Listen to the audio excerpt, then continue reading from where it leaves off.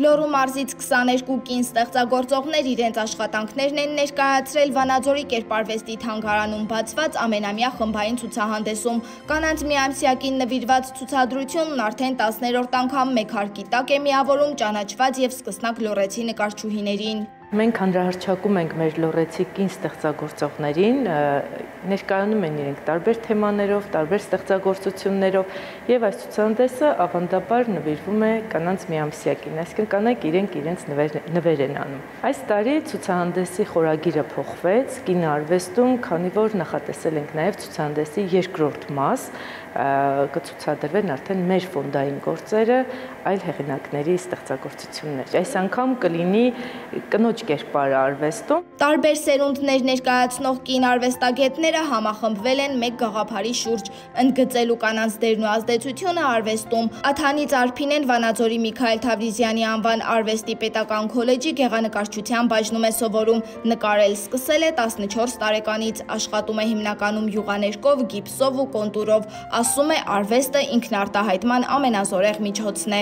Ցուցադրության ներկայացրել եմ մոգական քաղաք, այսինքն երբ որ նայում ենք ոնց որ երազանքի աշխարհ լինի, որտեղ ճարտարապետությունը կարծես հոսում է եւ լույսը լցնում է երկինքը։ Եվ մյուս նկարը արևը եւ լուսինը ներդաշնակությունն է իր մեջ արտահայտում, այսինքն երկու տարբեր տարերքներ հանդիպելով իրար ստեղծում են այդ ներդաշնակությունը, սակայն տարբեր հակադրություններ են ունենում, բայց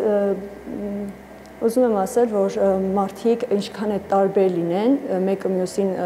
չհասկանա, խոչդոտներ լինեն, պետք է այդ ներդաշնակությունը պահել իրենց մեր մեջ։ Գրեթե ամբողջ կյանքում նկարել ու կրթել է սերունդներին։ Գեղանկարչուհի Մարգո Մանասյանը 36 տարի դպրոցում է աշխատել, արվեստում ստեղծել իր ուրույն ոճը, 100-ից ավելի ասեղնագործ եւ 200-ից ավելի յուղաներկով կտավներ ունի։ Ասեղնագործ նկարների միտքը առաջացավ 2000-ականներին, երբ որ աշխատում էի, մի քիչ դժվարություններ ունեի յուղաներկի եւ կտավի հետ ու գտա այն նյութը, որը ավելի մատչելի էր եւ սկսեցի աշխատել թելով։ Եվ ես թելի միջոցով կարողացա ստանալ գեղանկարներ եւ առաջ գնալ դրա մեջ։ Հիմա ճիշտ ասած, մինչեւ այսօր էլ ես նկարում եմ յուղաներկով, բայց ցուցահանդեսներում ներկայանում եմ ասեղնագործ գործերով։ Արվեստասեր հանրությունը լոռեցի ստեղծագործող կանանց 40-ից ավելի աշխատանքներին կարող է ծանոթանալ մինչև մարտի 29-ը։